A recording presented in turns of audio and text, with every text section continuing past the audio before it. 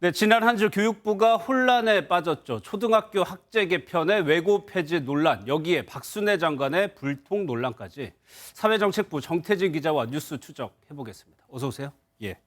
윤석열 대통령이 학제 개편 공론화하라고 지시를 한 이후에 박순애 장관의 모습이 안 보여요. 네, 그렇습니다.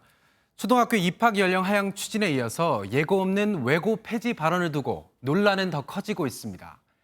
박순애 교육부 장관은 지난 4일엔 취재진의 질문에 답변을 거부한 채 이동하다가 신발이 벗겨지는 해프닝이 벌어지기도 했습니다. 네, 부총리께서는 서울 일정 관계로 이사하시겠습니다. 질문 안 받으시나요? 부총리 질문 받아주시죠. 질문 받으셔야 되는 거 아닙니까? 소통 안 하시는 거예요, 그러면? 기자들도 만나서 여론 실험 하셔야 되는 거 아닙니까? 대통령 조금만 쉬시고 오시면 제가 말씀드리겠습니다. 언제 말씀? 바로 이 장면이 박 장관의 마지막 모습이었습니다. 예. 전날이 지난주 목요일이었어요. 이날 이후로 예정된 일정이 있었을 텐데 박 장관이 참석을 안 했다는 얘기예요? 네, 맞습니다. 박 장관이 예정됐던 모든 공개 일정을 취소했습니다. 그제 예정됐던 유치원 현장 방문도 취소했고 내일 예정된 비상경제장관회의, 10일 예정된 교육부 1.1 점검회의엔 차관이 대실 참석할 예정입니다. 박 장관 본인의 발언으로 논란을 키운 측면이 있다 보니까 당분간 언론 접촉을 줄이는 방침을 세운 것으로 보입니다. 다만 모레 예정된 국회 교육위원회 전체 회의에서는 참석해서 현안에 대해서는 답변할 예정입니다. 예, 언론 접촉은 줄이는 대신 국회에는 참석한다. 국회에 가더라도 민주당이 가만히 있지는 않을 텐데. 네, 맞습니다. 민주당에서는 계속해서 박 장관의 사퇴를 거론하고 있습니다. 윤석열 대통령은 국민의 걱정을 언제까지 방치할 것인지 답해야 합니다. 국민에 대한 일말의 책임감이라도 느낀다면 자격미달 교육부 장관을 즉각 사퇴시키길 바랍니다. 모레 교육위에서는 사실상 인사청문회에 준하는 공세가 이어질 것으로 보입니다. 예, 민주당은 야당이니까 그렇다 치더라도 여권과 대통령실이 박 장관을 어떻게 보느냐가 궁금한데 어떻습니까?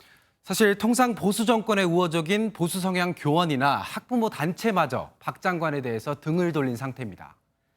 여당 일각에서도 대통령의 지지율을 고려해서 박 장관을 하루빨리 경질해야 한다는 목소리도 나오고 있습니다. 대통령실은 일단 정책을 추진하는 과정에서 문제가 있었다고 보고 앞으로의 수습 과정을 지켜보겠다는 분위기입니다. 윤석열 대통령이 내일 휴가에서 복귀하는데 어떤 메시지를 내놓을지는 조금 더 지켜봐야 할 것 같습니다. 예. 또 하나 부처에는 국회 관련 업무를 하는 정책보좌관이라는 자리가 있는데 이 자리에 권성동 원내대표 보좌관 출신의 인사가 임명이 되면서 또 논란이 되고 있습니다. 맞습니다. 박 장관의 정책보좌관에 권성동 국민의힘 원내대표의 보좌관 출신 인사가 지난 4일에 임명됐습니다.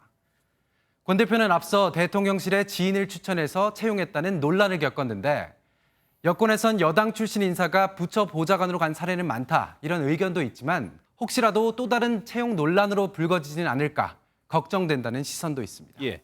내일 국회 일정도 하나 보도록 하겠습니다. 윤익은 경찰청장 후보자에 대한 인사청문회가 예정돼 있단 말이에요. 여기서도 여야가 아주 크게 대립을 할 것 같아요. 그렇습니다. 윤석열 정부의 첫 경찰청장 후보자인 윤익은 경찰청장 후보자의 인사청문회가 내일 시작됩니다.